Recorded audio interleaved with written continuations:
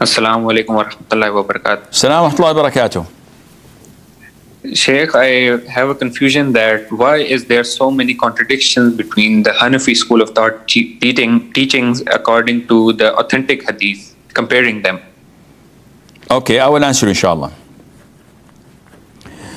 Sheikh al-Islam ibn Taymiyyah, may Allah have mercy on his soul, wrote a small booklet which is very beneficial, and it really needs people to understand it. It's called Raf'ul Malami Anil A'immatil A'lam, uplifting the blame from all the high esteemed imams of schools of thought.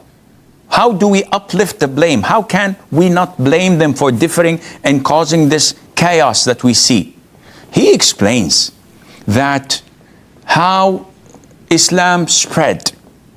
And I've done this in one of the courses I was fortunate to do in Malaysia a couple of years ago, to talk about the origin of fiqh. Maybe if Allah Azza wa Jal gives us life and time, we may do this course in Huda TV, if Allah is willing, inshallah.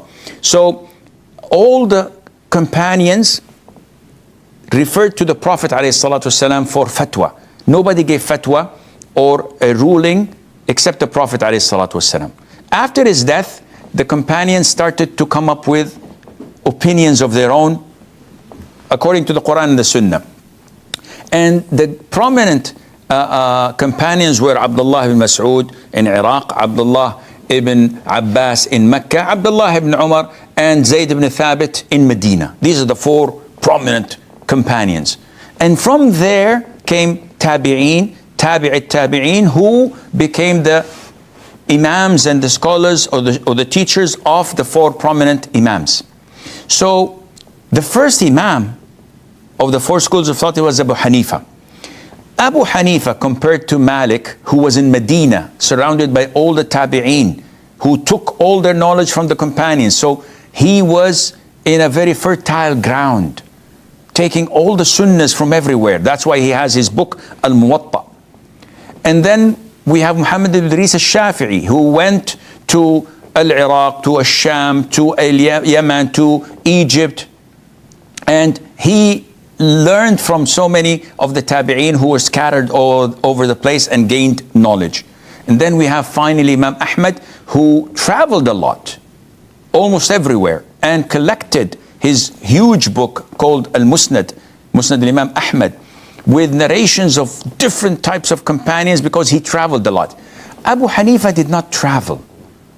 He was a merchant and he was one of the brightest individuals ever, of humans with an intellectual powers, but he didn't travel. So whatever little knowledge he had from the hadith, due to the lack of the number of companions who collected hadith and relayed them to their students, the Tabi'een, and he collected those from, because of the little amount of Tabi'een he heard and learned from, his school of thought is based on logic.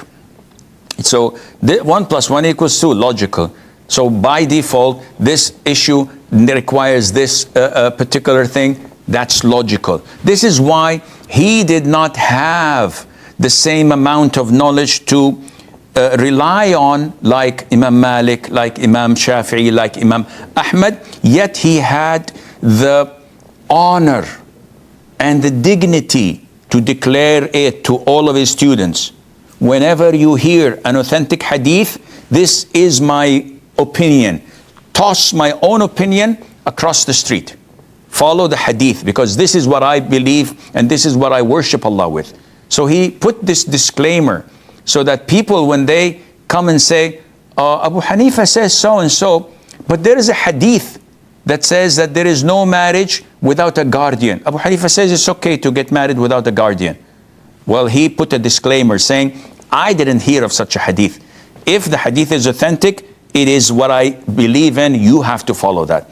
Blind followers don't want to follow this aspect. This is why we have this confusion, and Allah knows best.